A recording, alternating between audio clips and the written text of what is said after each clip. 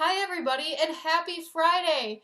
Today is lesson 5 of the Earth, but it's also our last lesson about the Earth. But that's okay because next week we're going to talk about a very special family in Australia who helps rescue animals. So we're going to kind of transition from nature to animals, and we're going to talk about different types of animals in Australia, and it is going to be so much fun because I love animals and I know you guys love animals too. So I cannot wait to talk to you guys about all these different kinds of animals and the special family that helps them. Today, we're going to read, though, about kids from around the world who have helped save the earth, including some animals and helped some people too.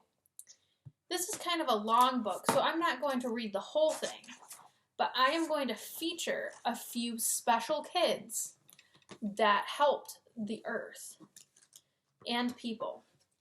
So the first kid we're going to talk about is Ryan. Ryan helped when he was just really little, when he was only 7 years old. So I'm going to read about Ryan. Okay? When Ryan was in grade 1, his teacher told the class that children in poor countries, such as in Africa, often have to walk miles a day to get water from the nearest well. Ryan continued the number of steps it took to reach the nearest tap. Only 10. It only took him 10 steps to get to the sink when it took people in Africa. Sometimes they'd have to walk a mile just to get some water, and they'd have to carry big buckets home with them. And so he wanted to make it a little bit easier. He filled a glass with clear, clean water, and remembering that many children get sick and die from drinking dirty water. It did not seem fair to Ryan that children in rich countries had cleaner water than children in poor countries. He wanted to do something to help. What could one 6-year-old do? Ryan decided that he could not help every poor child in Africa, but he could raise money to buy one well. Over the next few months, he earned $70 by doing chores. When he learned that the amount would only buy one pump, Ryan was determined. And Ryan dreamed and inspired others to raise $2,000. What do you think he's going to buy with $2,000? He needed $2,000 to build his first well in a school in Uganda. Then Ryan's Well Foundation has raised millions of dollars and has created more than 150 water station and projections in 16 countries. So he didn't make wells in one country, but eventually he got the word out and he was able to make wells in 16 different countries. And he also made 150 water pumps in Uganda, which is a small country in Africa. And you can see that's Ryan now. He didn't stay little. He's about your age now. And then there's the pump that he helped fund. And then a little boy from Africa is getting water. So he doesn't have to walk miles a day anymore. And the water's clean. So he doesn't have to worry about getting sick. That's really cool. That's a really cool way to help people, to raise some money and donate it to an organization. That's awesome, and that's also something you guys can do at home. That's really fun. The next boy, his name is Sam. And we're going to read about Sam and his gardening. This is really cool. Sam was the happiest when he was getting his hands dirty, digging potatoes in the black soil at his grandpa's farm, playing soccer with piglets and catching toads in swamps, and picking flatheads in the woods. When he was 13, Sam learned that his favorite small farms and wild places were quickly disappearing. This gave him an idea for Project Sprout, a student-run organic vegetable garden that aimed at building connections with nature and food. Sam took his idea from his guidance counselor.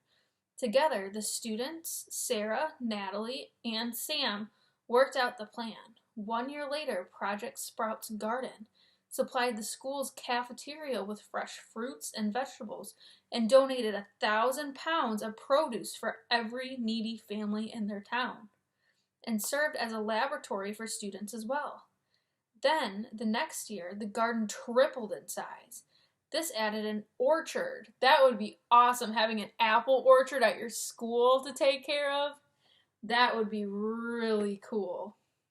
Sam believes that this project was scheduled because the group's motivation, energy, and sense of hope. Youth has the most powerful force in our country right now, said Sarah, and Natalie and I are not special. Slowly, we provided ourselves and others, and we organized, dedicated, and had thought out ways to face challenges. That is really cool. I hope next year I can make a garden with all of you guys at school. That would be fun. We were going to do it this year, but because of the virus, we couldn't. That's okay though, because there's always next year. And you can always plant some fruits and vegetables at home with your mom and dad. That would be really fun. That would be a really fun way to help the earth and have delicious fruits and vegetables in our tummies. So here's a picture of Sam again. And here is his garden at school. It's really fun because all the students in the school got to help make the garden grow big and strong. That's really fun. Next up is Janine, and she lives in Costa Rica. That is in Central America. Janine and her friend Aslan were only 9 when they decided to learn about spending some money by selling painted rocks to tourists by the side of the road. As they watched the rainforest trees being cut down and tiny titi monkeys struggling across the busy road, they decided to spend some money on a rope to put overhead to build the monkeys some bridges. But they wanted to do even more to save their vanishing rainforest and endangered animals and parks. To get others to help, Janine and Aslan started a Kids Saving the Rainforest organization. They opened a store to sell their own arts and crafts and the work of local artists. All their profits went to buying monkey bridges, preserving the rainforest land, planting trees, rehabilitating injured sloths and other baby animals. SKR is raising money to build an education center in the Manuel Antonio rainforest to educate people about the rainforest's connection between humans and nature. Trees stabilize the world's climate and purify the air we breathe. They provide homes for most plants and animals, and have a vital source of medicine, food, and building materials. Trees protect against food, drought, and erosion. Cutting them down leads to deforestation, and animals lose their homes and some of them become extinct. Next week, we're going to talk about some endangered animals and how to help them. But one way would be raising some money by doing chores and giving it to organizations that help save rainforests. That is a really awesome thing to do. And those are our kids that we're going to talk about. What's really cool about those kids is they did nothing more than you could do at home. They raised money and they had an idea and they went with it. I think that's super cool. What can you do at home to help save nature? I think maybe some of us can do chores and raise money and donate. Others can maybe make a garden at home. Others can just help by simply picking up trash on the side of the road. I think that's a really cool idea. Those are some really cool ideas to help nature. I am really excited for next week to talk more about animals and how we can help animals. I know some of you love animals so much, and I'm really excited to dive in to talk about animals with you. I hope you all have a great weekend, and I hope you all stay safe and healthy. Bye, guys!